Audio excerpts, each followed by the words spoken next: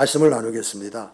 우리가 2025년도를 열어가면서 그 대주제가 섬김의 영광, 섬김의 존귀였습니다. 이 여정을 우리는 지금까지 걸어왔습니다. 그런 가운데에 우리는 이 여정의 정점을 맞이한 거예요. 이 11월 달에. 그래서 11월 달의 주제가 뭐냐? 11월 달 주제는 곡조 있는 노래가 아니라 삶으로 만들어가는 찬양. 이것을 우리가 가져야 된다라고 하는 전제 조건 속에서 오늘 주제가 뭐냐? 결단입니다. 그렇게 살기로 결단합시다. 내 생의 삶에 좀 내놓을 것, 누구에게요? 하나님 앞에 내놓을 것이 있는 그러한 생과 삶을 좀 살아야 되지 않겠습니까? 사람들에게 내놓을 때 한번 그까짓 것 이렇게 이야기할지 모르지만은 하나님께 내놓을 때에 그 작은 것이랄지도 그 하나님이 나의 내놓는 것을 소중히 여긴다 그런다면 그 사람은 잘 산 것입니까? 못 산 것입니까? 정말 우리는요, 이 4분기 주제가 섬김에서 영광으로잖아요.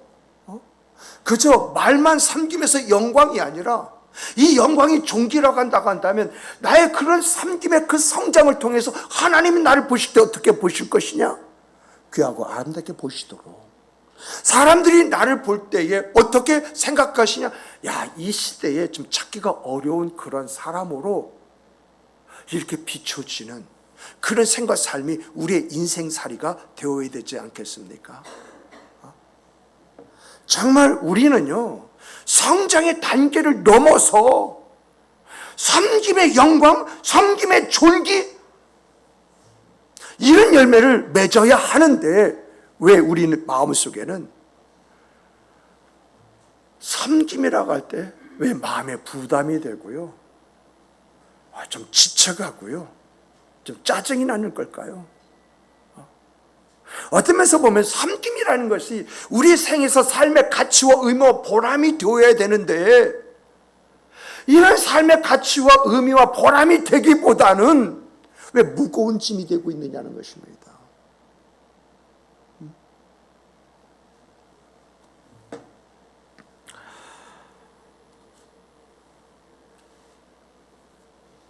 우리는요, 내가 열심으로 주를 위해서, 교회를 위해서, 성도를 위해서 섬기기를 원하는데 왜 자꾸만 내 마음이 지쳐가고 힘들어지고 공허해지는 것일까? 왜 섬기는 것이 보람이 되어야 되는데 자꾸만 무거운 짐으로 바뀌어버리는 것일까? 이것부터 처리해 나가야 돼요. 왜? 라고 할 때 이 문제를 처리하지 않는 상태에서 한 걸음 진일보한 나의 생과 삶을 만들어갈 수 있겠습니까? 우리는요, 좀 솔직하게 필요가 좀 있는 것 같아요.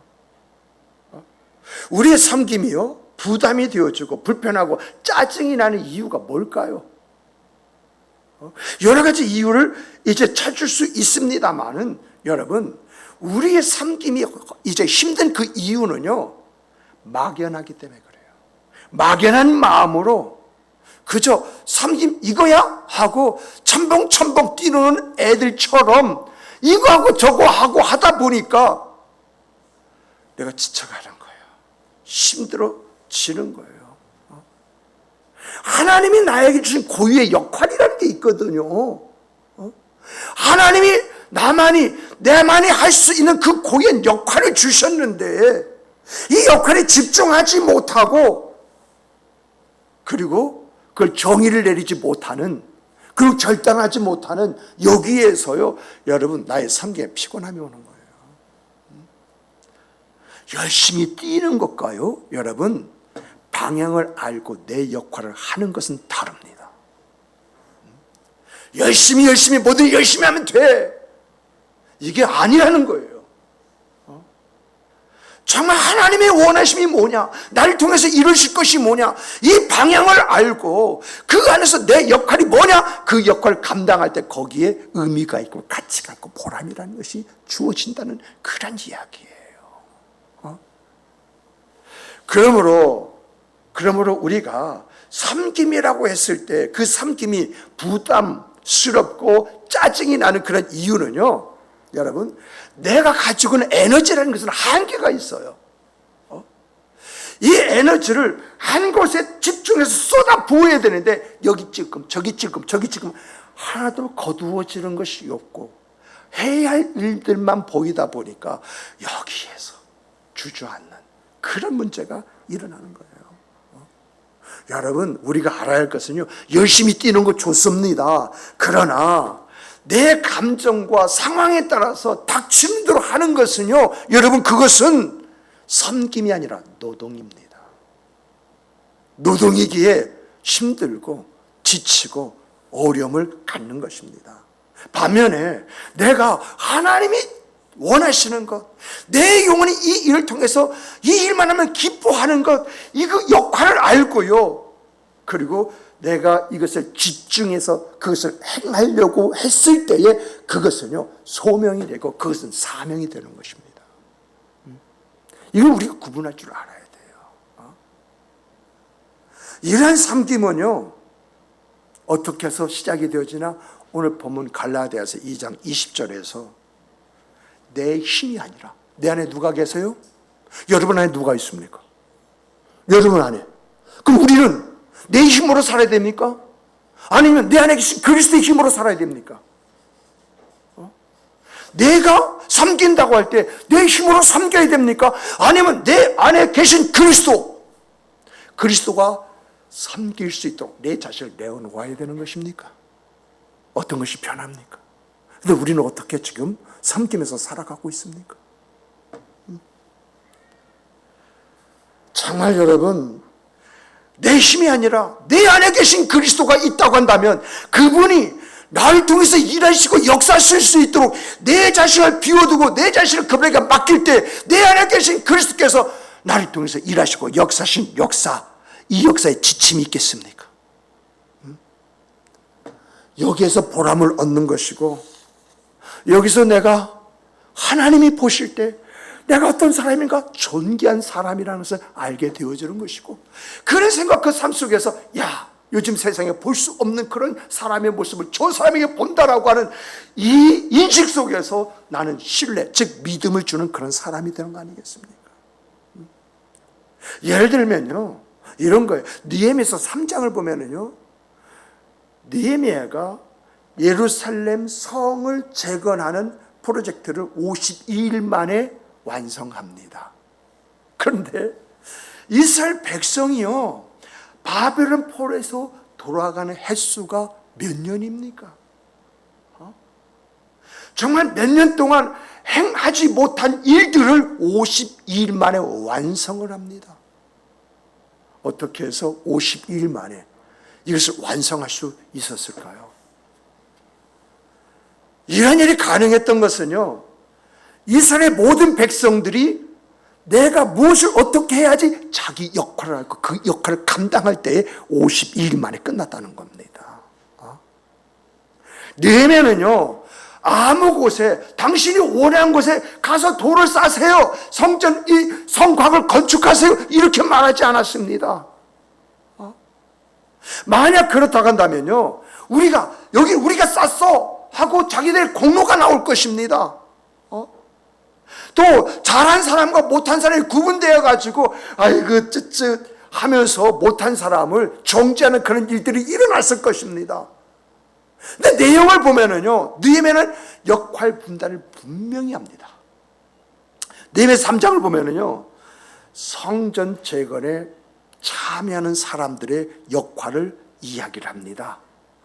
느헤미야는요, 직접 성벽을 쌓는 사람의 이제 내용에 들어가지 않습니다만은, 그는요, 전체 프로젝트를 계획하고 비전을 제시하면서 인력을 배치하고, 그리고 그 사람들이 그 일을 잘 감당할 수 있도록 독려하고 감독을 했습니다.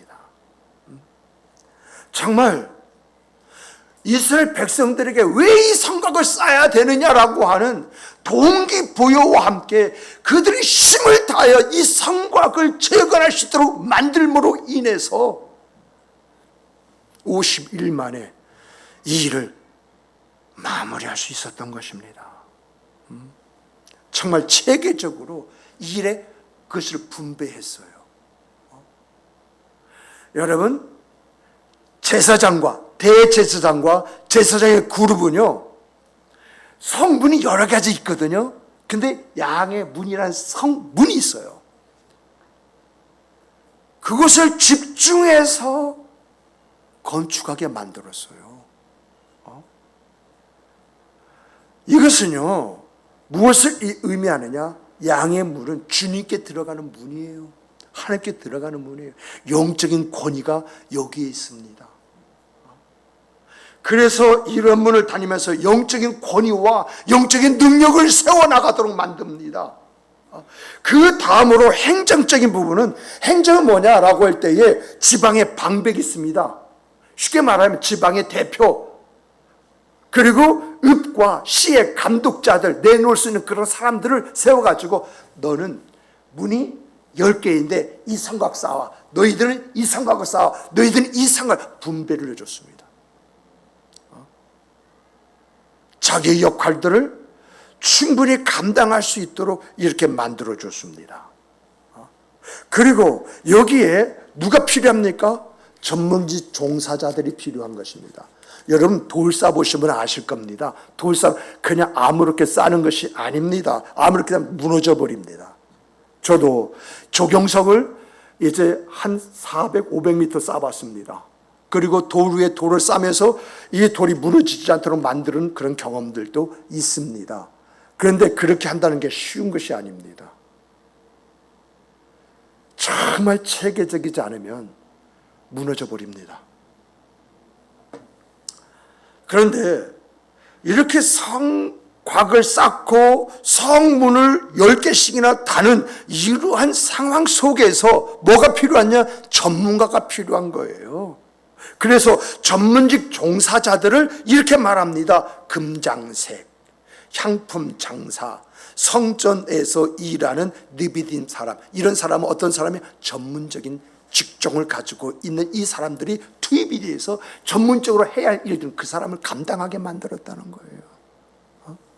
그리고 성경을 보면은요, 샬룸의 딸들이 나오는데, 이 샬룸의 일반 그런 가정에서의 그 사람들이에요. 이런 사람들이 자기가 할 수 있는 것이 뭐냐, 그 일을 찾아서 그 일을 하게 됐을 때 52일 만에 이 성곽을 완성하고 성문을 달아서 그들을 보호하고 지키는 그런 일들을 했다, 그 이야기입니다.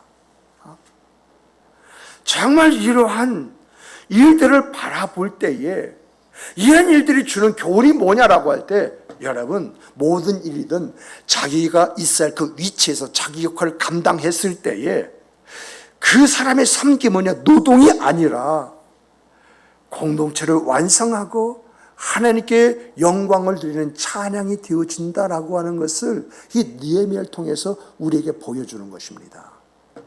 그러므로 섬김이라고 하는 것은 느헤미야, 이 느헤미야와 백성들처럼 나만의 역할, 나만이 할 수 있는 그런 역할을 찾아 그 일에 집중을 할 때에 비로소 일이라는 것이 완성되게 되어 있다라고 하는 것입니다. 그런데 우리가요, 이러한 것을 알고 있다 할지라도 그렇게 하지 못하는 이유가 뭘까요? 정말 우리가 섬김에서, 그래, 섬김의 의미를 알아야 되고 가치를 내가 가져야 되고 보람을 내가 경험해야 돼. 그런데 중요한 것은 이것을 알고 있음에도 불구하고 이런 것을 느끼지 못하는 이유가 뭐냐는 것입니다. 이건 단순하게요, 우리가 교회에서 섬김의 문제가 아니라 내 인생을 만들어가는 데 있어서 내 인생이 왜 이 모양이냐, 왜 이렇게 힘들고 어렵냐, 뭐가 문제냐라고 하는 것이 여기에 담겨져 있는 것이거든요. 정말 여러분과 제가 생각을 해야 할 것은요, 내가 섬김의 주체가, 내 인생의 주체가 나라고 생각해 보세요. 나. 섬김의 주체가 나예요. 내 인생의 주체가 나예요. 그 섬김이 변하고 싶겠습니까? 그 인생이 만족할 만한 그런 일들, 그 성과를 가져올 수 있겠습니까? 이런 말씀 앞에서요, 저를 조심해서 살펴봤어요.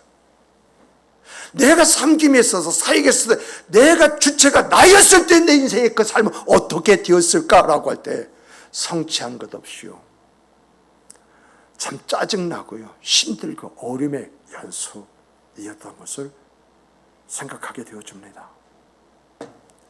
여러분, 나의 섬김이요, 피곤하고요, 지치는 것은 나의 공로의식이 십자가에서 죽지 않고 내가 살아있기 때문에 그런 거예요. 나의 섬김이 피곤하고 지치는 것은 다른 것이 아니라 십자가에 내 자신을 내어놓지 못했기 때문에, 내가 살아있기 때문에 섬김이 힘든 것이고요, 내 인생이 고달픈 거예요. 사도 바울이 왜 내가 그리스도와 함께 십자가에 못 박혔더니 그런즉 이제는 내가 사는 것이 아니요 내 안에 그리스도께서 사신 것이라고 이렇게 말을 했을까요? 단순하게 내가 그리스도와 함께 십자가에 못 박혔나니 그런즉 이제는 내가 사는 것이 아니요 내 안에 그리스도께서 사신 것이라 이렇게 보고 생각하지 말고요. 왜 이런 말을 하게 되었느냐? 그의 생애, 그 삶에, 그의 경험 속에 어떤 일이 있었기에 그는 이런 말을 지금 하고 있는 것이냐?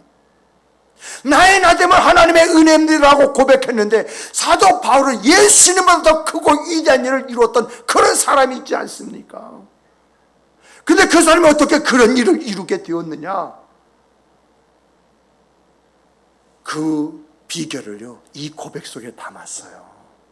내가 그리스도와 함께 십자가에 못 박혔나니, 내가 그리스도와 함께 십자가에 못 박히지 않으면 나는 이런 일을 할 수가 없다는 것입니다. 주체가 나였을 때에 나는 뭐돼요?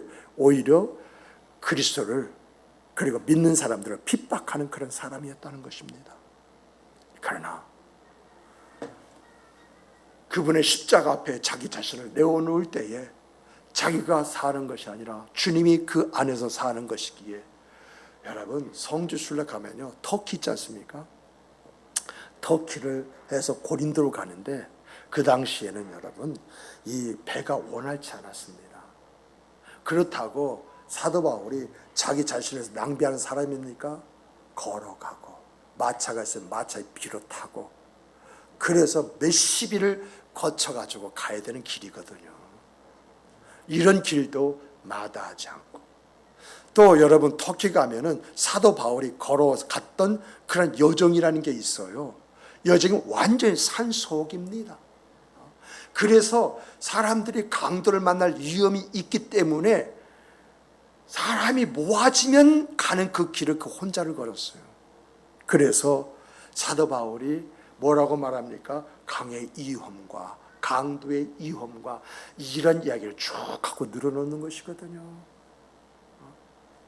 그런데 중요한 것은 이렇게 자기가 자기의 그 생각, 그 삶을 살아면서 이런 역사를 일으켰던 것은 내가 내 자신을 그리스도의 십자가 앞에 내어놓았을 때 그리스도께서 나를 통해서 그 일을 행하시더라. 그래서 그가 이제는 내가 사는 것이 아니요 내 안에 그리스도께서 사시는 것이라.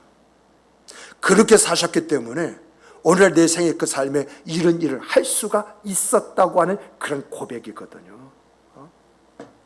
정말 이 말씀은요, 우리의 섬김이 나의 능력, 나의 의지가 아니라 내 안에 계신 그리스도께서 그 일을 나를 통해서 행하실 수 있도록 내 자신을 십자가 앞에 내어놓았을 때에 주님은 나를 통해서 일하시고 역사하시는 섭리를 펼쳐주심으로 나의 나 된 것은 은혜였습니다.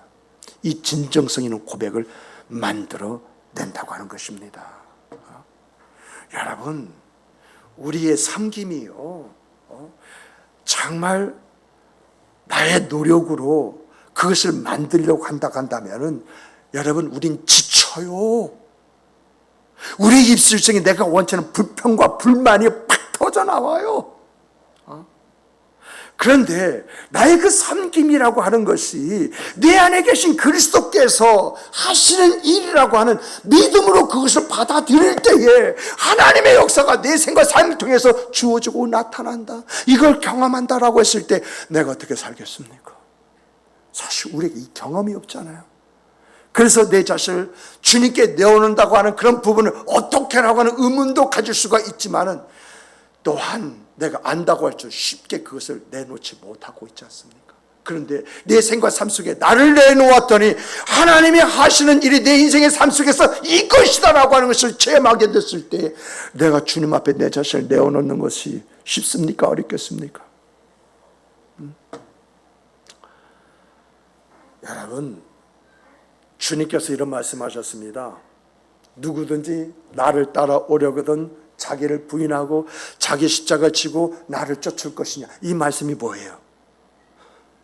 잘 알고 있는 그런 말씀이잖아요. 근데 이 의미가 뭐냐? 이 의미가 누구든지 나를 따라오려거든 자기를 부인하고 자기 십자가를 지고 나를 쫓을 것이냐. 이 말씀의 의미, 그 내용이 뭐냐는 거예요. 내용이 바로 내가 그리스도와 함께 십자가에 못 박혔나니 그런즉 이제는 내가 사는 것이 아니요 오직 내 안에 그리스도께서 사시는 것이라. 주님 앞에 내 삶을 내어놓았더니 주님께서 일하시고 역사하신, 그러면 내가 주님 앞에 내 삶을 내어놓았다는 것이 자기를 부인하고 자기 십자가를 지는 거 아니겠습니까? 그랬더니 주님께서 살아계시더라. 주님께서 일하시더라. 주님께서 역사하시더라. 어떻게 알아요? 자기 삶의 체험으로 이걸 보게 되었고 깨닫게 되었고 알게 되었다고 하는 그런 이야기가 아니겠습니까? 이것을 아는 신앙인들은요, 섬김의 가치가 클 수도 있고 작을 수도 있어요. 자기 역할이 클 수도 있고 작을 수도 있어요. 그러나 여러분 크기를 판단하지 않습니다.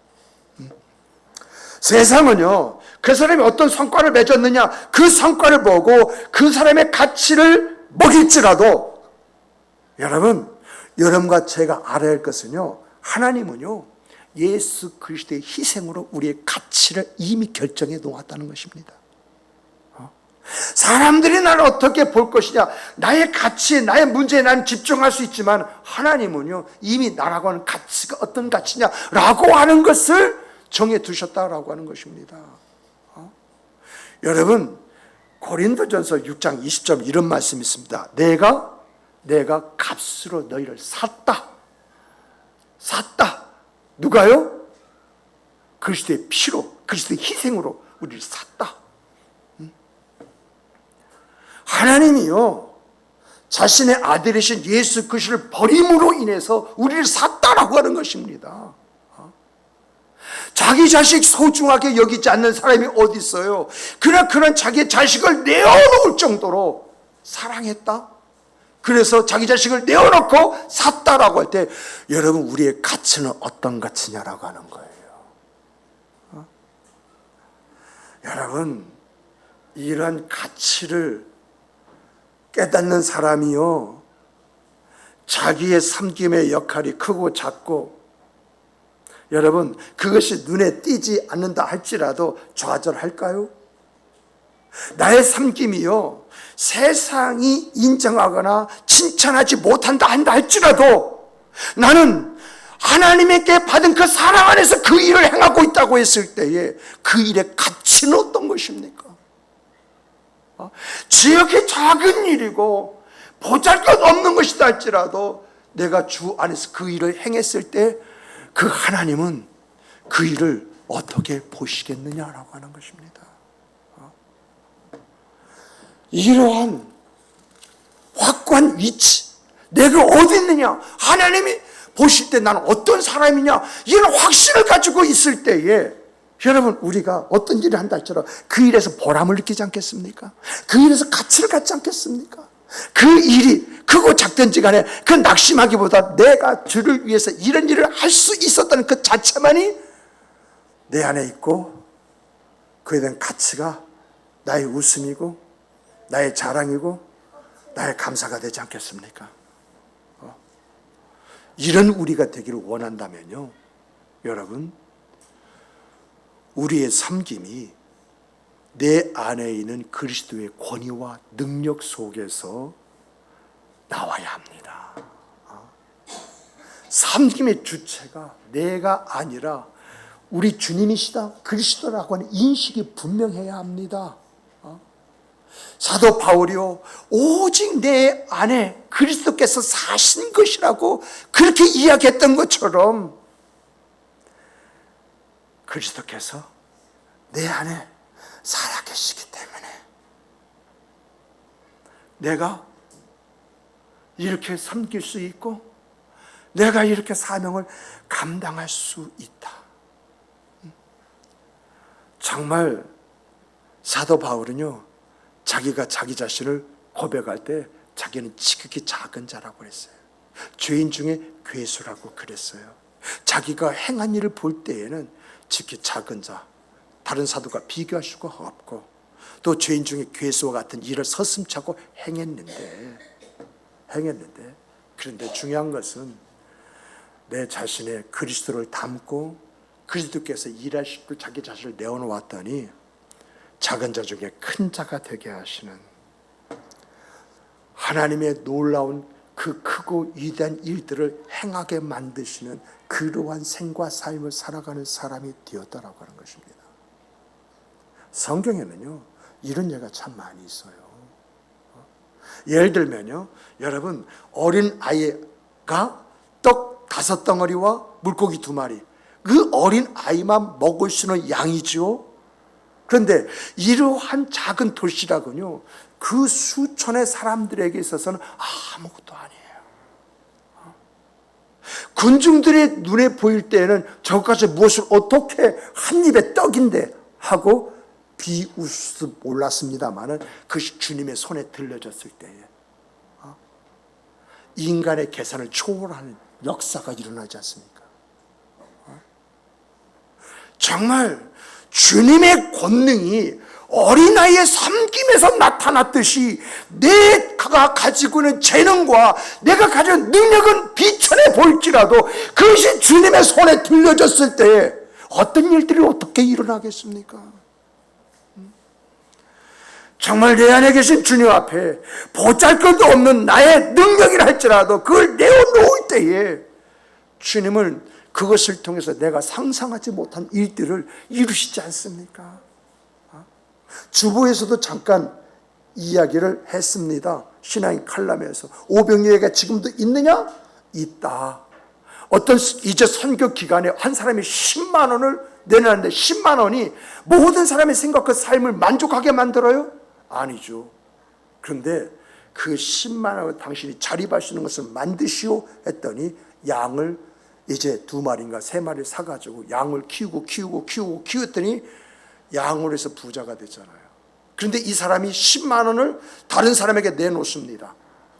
당신도 이 10만 원을 일어나십시오. 그랬더니 그 사람 역시도 양을 사고 그래서 양을 키우고 해서 그 삶의 그러한 것들을 만들어내지 않습니까? 이렇게 해서 수천의 그런 사람이 살아가는 그런 삶의 현장을 만들었다고 하는 것. 한 사람이요, 여러분, AI라고 하는 그런 부분에 있어서 조그마한 기초적인 하나의 그 팁을 만들었습니다. 그리고 이것을 내 노한테 무상으로 내어놨어요. 이것을 기반으로 해서 오늘날 AI 기반이 형성이 되어지는 그런 역사가 일어났다고 하는 이런 사실 속에서 하나님의 역사는 과거에는 먹는 것으로지만은 역사 속에 보니까 살아나는 것으로 또 발전되고 확장되는 것으로 이 오병이의 역사를 일으키시더라 라고 하는 것을 우리가 보지 않습니까? 그러므로 우리는요, 성경에서 말하는 이런 원리를 기초로 해서 우리의 생각과 그 삶에 있어서 보람이라는 열매를 맺어야 합니다. 정말 내 인생은 가치 있고 의미 있었고 보람이 있었다 말할 수 있는 그런 사람들이 되어야 한다라고 하는 이야기입니다. 이런 사람이 되기 위해서는 우리가 가져야 할 것이 있어요. 여러분과 제가 말씀 안에서 품어야 할 것이 있습니다. 그 첫 번째가 뭐냐라고 할 때 하나님이 여러분 사랑하시잖아요. 여러분 안에 계시잖아요. 그렇잖아요. 그래서 나를 사랑하시기 때문에 우리 주 예수 그리스도를 십자가에 내어 놓으셨다. 그래서 주님께서는 영으로 우리 안에 좌정하고 우리와 함께 계시다고 이렇게 성경이 말하고 있지 않습니까? 그렇다면 나는 누구냐? 하나님의 사랑을 받는 사람이잖아요. 나는 누구냐? 우리 주 예수 그리스도가 내 안에 계시는 바로 그런 사람이잖아요.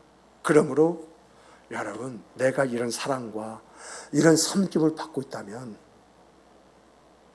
내가요, 주님 앞에 좀 내 자신을 좀 내어놓을 줄 알아야 됩니다. 정말 우리에게는요, 그저 어떤 조건이 없이 자기 자신을 내놓으신 우리 주 예수 그리스도의 사랑과 은혜가 있습니다. 우리가 이 은혜를 안다고 한다면, 우리가 이러한 사랑 속에서 살아가고 있다고 하는 것이 확신되어진다고 한다면, 여러분, 우리의 섬김은 어떤 의무나 어떤 헌신이 아니라 그 사랑을 받고 있기 때문에 그 사랑 속에서 내 자신을 내어놓는 아름다운 내 모습이 아니겠습니까? 정말 우리의 역할은요, 어떤 지침이라는 거 하는 것보다는 오히려 기쁘고 즐겁고 보람찬 그런 생과 삶을 만들어가는 우리의 삶이 되지 않겠습니까? 그러면 내가 하나님의 사랑과 우리 주 예수 그리스도의 은혜 속에서 성령이 내주하고 계시다고 믿고 확신한다고 한다면, 이러한 사랑과 은혜와 역사 앞에 내 자신을 좀 내어놓는, 그래서 그분께서 일하시고 역사하시고 만드는, 그래야만이 내가 아니고 은혜였습니다, 하나님 하셨습니다, 이 고백으로 하나님 앞에 온전히 영광 드린 내 찬양이 될 수 있는 것이 아니겠습니까? 둘째는요, 여러분, 삶으로 만드는 나만의 찬양이 있어야 됩니다. 여러분들이 하나님 하셨습니다, 은혜였습니다 라고 말할 때에, 여러분, 하나님 하셨습니다, 어떤 일인가요? 은혜였습니다, 어떠한 것을 은혜라고 말하는 것입니까? 여러분, 정말 하나님 하셨습니다, 은혜였습니다, 이 말은 단순한 말이 아니에요. 곡조 있는 찬양도 아니에요. 내 심령이 나로 하여금 느끼게 만들고 깨닫게 만들고 그래서 고백하게 만드는 말이에요. 하나님이 하셨습니다, 한 가지 일입니까? 은혜였습니다, 한 가지 일입니까? 수많은 그러한 속에서 나오는 고백이지 않습니까? 그런데 여러분, 나만이 그걸 느끼고 나만이 하나님이 은혜였습니다, 하나님 하셨습니다 이렇게 말하고 있네요. 이것은 무엇을 이야기하는 것일까요? 하나님이 하셨습니다. 이런 것이 어제도 있고 오늘도 있어요, 내일도 있어요. 나만이 보고 나만이 느끼는 느낌 속에서 이 고백이 나도 모르게 나오는 거예요. 여러분, 이것이 찬양이 아닙니까? 정말 내 심령 깊은 곳에서 보고 느끼는 그 느낌 속에서 하나님이 하셨습니다, 은혜였습니다, 이처럼 기쁜 찬양이 또 있을까요? 이런 찬양은 나만이 말할 수 있는, 고백할 수 있는 찬양이잖아요. 오늘 우리의 생과 삶에 하나님이 하셨습니다, 은혜였습니다, 이런 고백이 있습니까? 이런 고백이 있다고 한다면 그 사람은요, 삶으로 하나님 앞에 올려지는 찬양을 가진 사람입니다. 여러분, 하나님이 하셨습니다, 은혜였습니다, 이런 고백은요, 나만이 하나님께 올려드리는 그런 찬양이기에 이것은 온전한 예배이다고 말하는 거예요. 이렇게 진심을 담아서, 느끼는 느낌을 담아서 고백하는 고백이 하나님께 찬송하는 찬송이고, 이것이야말로 진정한 예배가 아니겠어요? 우리가 예배 1시간 드리면서 여러분, 이런 마음을 가지고 예배를 드립니까? 아니지 않습니까? 내가 몸과 마음을 들여서 예배는 예배가 됩니다만 진정한 예배, 온전한 예배는 내가 깨닫는 깨달음 속에서 나오는 고백이 하나님을 하나님 되게 만들고 그것이 하나님 앞에 올려지는 하나님 앞에 나의 영광이 되지 않습니까? 말씀을 맺겠습니다. 내가 어떤 사람이 될 것인가? 내가 어떻게 살아야 할 것인가? 이것은요, 자기 결단에 달려 있습니다. 그런데 우리는 많은 부분에 알면서도 망설이죠. 그런데 이 망설이는요, 나의 그 삶과 인생을 그냥 그렇게 살아가도록 만들어버리고요, 더 나쁜 그러한 결과를 가져오게 만들어요. 우리는요, 이런 망설임을 끝내버리고 내가 예수 그리스도와 함께 십자가에 못 박혔다, 이 정체성을 가지고요, 보람 있는 생과 삶을 위해서 첫 발을 내딜 줄 아는 그런 사람이 되어야 됩니다. 좀 내 자신을요, 주님께 좀 내어놓으세요. 주님께서 일하시고 역사하시고 좀 만들어 보세요. 주님께서 반드시 우리에게 주시는 것이 뭐냐? 웃음이고 감사고 찬양이에요. 여러분, 오늘 우리는요, 추상적인 그런 개념으로요, 하나님을 의지하는 그 의지가 아니라 삶 전체로 드려지는 헌신이 나의 섬김이 되어야 됩니다. 로마서 12장 1절 보면요, 그러므로 형제들아, 내가 하나님의 모든 자비하심으로 너희에게 권하노니 너희 몸을 하나님이 기뻐하시는 거룩한 산 제사로 드리라. 이는 너희가 드릴 영적 예배니라. 이 예배는 내 삶 속에서 내가 경험된 경험으로 말미암아 고백하는 고백, 그것이 아니겠습니까? 하나님이 하셨습니다. 은혜였습니다. 내가 보고 느끼고 깨닫는 깨달음 속에 나오는 고백, 이것이 정말 하나님 앞에 드릴 나의 영적 예배, 그것이 아니겠습니까? 내가 가진 은사, 내가 가진 재능, 내가 가진 시간, 내가 가진 자원, 이것을 하나님이 기뻐하실 나만의 역할을 찾아 그곳에 그것을 둔다면 하나님은 나를 통해서 당신의 일들을 이루어 가시지 않겠습니까? 여기에서 사도 바울이 경험한 존귀가 나의 존귀가 되어지는 것이 아니겠습니까? 그러므로 이러한 존귀를 위해서 우리 안에, 내 안에 계신 그리스도, 내 안에 계신 그리스도가 나의 삶을 사시도록 나의 삶을 그분에게 이양하는 여러분과 제가 되기를 주님의 이름으로 축복합니다. 정말 주님이 살아계시다, 일하시다, 역사하시다, 말은 그런데 경험합니까? 근데 여러분, 내 자신을 그분에게 내어놓을 때 그 경험이 나의 삶의 체험이 되어지고 내가 하나님을 진정으로 고백하고 신앙하는 그런 생과 삶을 살게 되더라고요. 저는 저희 아이들에게 여기 있습니다마는 저희 아들에게 나중에 단판을 지을 내용이 있습니다. 그것은 뭐냐라고 할 때 하나님이 내 인생사 나의 삶 속에 주신 것들을 하나님을 위해서 쓰고 가기를 원하는 그런 마음이 있습니다. 중요한 것은 그런 부분에서 그리스도께서 해야 할 일들이 있으신 것이죠. 주 안에서 갖는 그 마음들, 주 안에서 갖는 그런 헌신들, 이런 부분은 내가 하는 것이냐, 내 안에 계신 그리스도께서 그런 생과 삶을 살아가도록 만들 때에 그 인생에서 삶의 아름다운 계실의 열매가 있는 것이죠. 이런 열매, 그것이 우리의 생과 삶의 내용이 되기를 주님의 이름으로 축복합니다. 축복합니다. 우리 다 같이 주시는 말씀 안에